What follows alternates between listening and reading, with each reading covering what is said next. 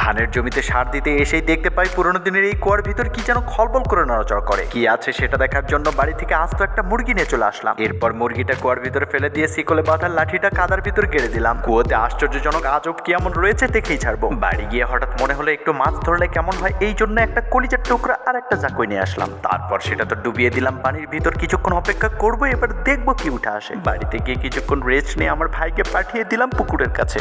সুর করে এসে কঞ্চিটা হাতে নিলাম। এবার আস্তে আস্তে তুলতেছি আর ভাবতেছি কি জানি কি উঠে আসে। আল্লাহ আল্লাহ করছি যেন ভালো কিছুই উঠে আসে। আরে আরে বন্ধুরা দেখো, মাছ না উঠে এসেছে এক ধরনের কাঁকড়া। এখান থেকে তো অনেকগুলো কাঁকড়া পেয়ে গেলাম। এবার কুয়োর কাছে চলে যাব। বাড়ি গিয়ে কাপড় চেঞ্জ করে সন্ধ্যার দিকে চলে আসলাম কুয়ার কাছে। আমি তো মনে মনে ভয় পাচ্ছি, না জানি কুয়া থেকে আজব কি বের হয়ে আসে। সুর করে সাবধানে কুয়ার কাছে এসে শিকল বাঁধা কঞ্চিটা তুলে নিলাম। ও মা গো মা, শিকলটা ভারী লাগছে, কি জানি কি উঠবে। ওরে বাপরে বাপ, এটা আবার কি দেখলাম। বন্ধুরা তোমরা যদি আল্লাহ লাগে এই সুন্দর ছবিতে লাইক দিয়ে চ্যানেলটি সাবস্ক্রাইব করে দিয়ে আমাকে একটু সাহস দাও এবং বাবা মার জন্য কমেন্টে লাভ পাঠিয়ে দিয়ে আল্লাহু আকবার লেখো, তাহলে হয়তো এই কুয়া থেকে নিশ্চয়ই ভালো কিছু বের হবে। আল্লাহ আল্লাহ আল্লাহ আল্লাহু আকবার, কি বের হয়ে আসলো। ভেবেছিলাম মাছ পাবো, কিন্তু সবগুলো দেখি কাঁকড়া।